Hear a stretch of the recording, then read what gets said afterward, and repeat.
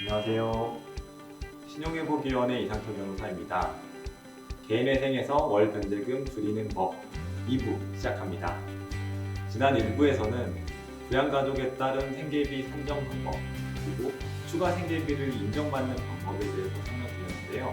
이 시간에는 조금 더 구체적인 사례를 들어서 설명을 드리도록 하겠습니다.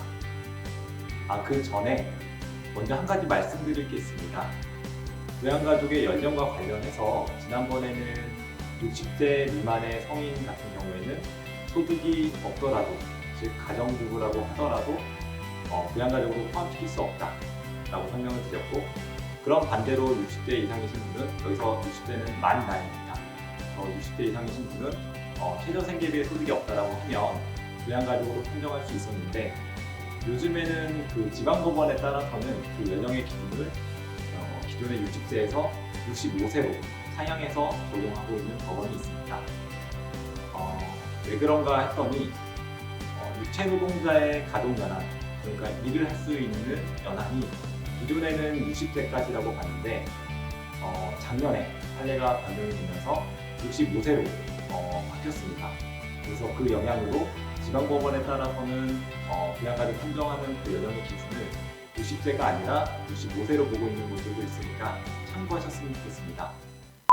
그럼 본론으로 들어가서 사례에 대해서 설명드리도록 하겠습니다. 만약에 미성년자의 자녀가 있는데 몇 개월 후면 성인이 된다라고 했을 때 개인회생에서 어떻게 부양가족으로 산정이 되고 생계비로 산정할 수 있는지에 대해서 설명을 드리도록 하겠습니다. 회생연 징편람에 보면 원칙적으로 현재를 기준으로 판단을 한다고 합니다. 다만 현재를 기준으로 하되 조금 있으면 성인이 된다는 점을 감안해서 생계비를 감액할 수 있다라고 되어 있습니다. 예를 들면 채무자 본인과 미성년 자녀가 있으면 2인 가구니까 약 179만 원의 생계비를 산정할 수 있는데 179만 원 그대로 인정받는 것이 아니라 몇 개월 후면 성인이 되니까 좀 감액해서 인정을 해주겠다라는 것입니다. 그런 사례를 한 적이 있는데 곧 있으면 대학생이 되는데 대학생이 된다고 해서 바로 소득 판정을 하는 것도 아니고 오히려 더 비용이 더 많이 들어갈 수 있다라는 점을 열심히 주장을 해서 실제로는 한 5만 원 정도 감액을 받고 생계비로 인정을 받고 이렇게 적용을 한 적이 있습니다. 그럼 만약에 몇 개월만 있으면 60세가 되는 부모님이 있다라고 했을 때 개인회생에서 부양가족으로 어떻게 산정이 될 수 있는지에 대해서 말씀드리겠습니다.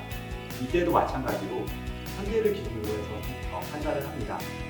따라서 곧 있으면 60대가 되는 부모님이 되신다고 했을 때 전략적으로는 좀 있다가 60대가 되시고 나서 그 다음에 접수를 하는 게 부양가족으로 인정을 받고 또 생계비로 확보할 수 있는 그런 방법이 될 수가 있습니다.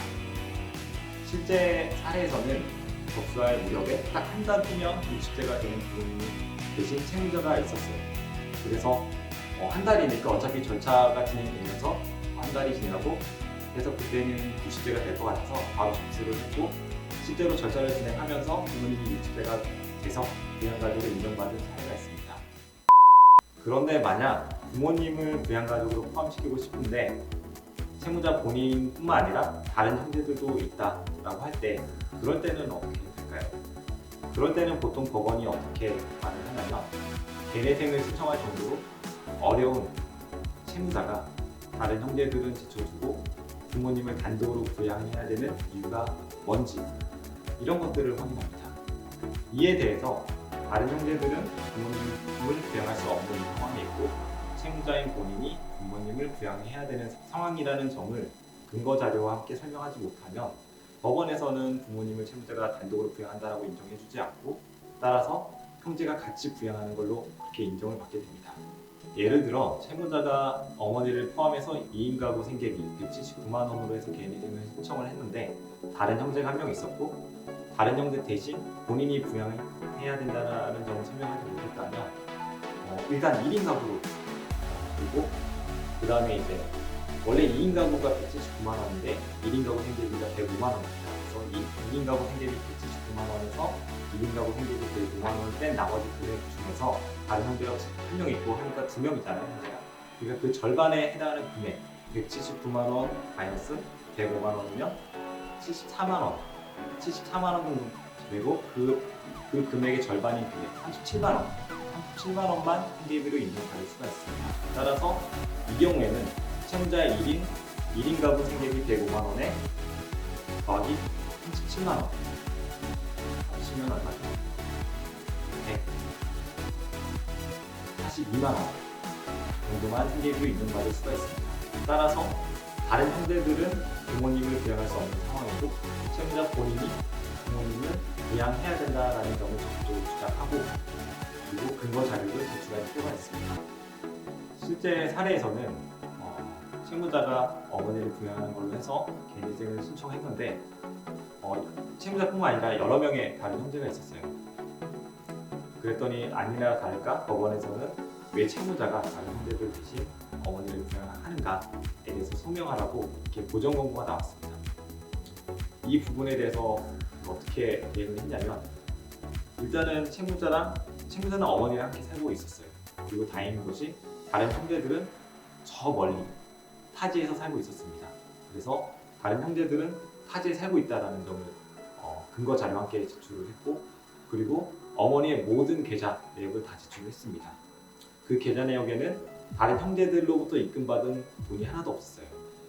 그렇게 해서 이제 다른 형제들로부터 어떤 도움을 받지 못하는 상황이다라는 점을 주장을 하고 근거 자료도 제출을 했고 그게 받아들여져서 채무자가 어머니를 단독으로 부양하는 걸로 해서 인정받은 사건이 있었습니다.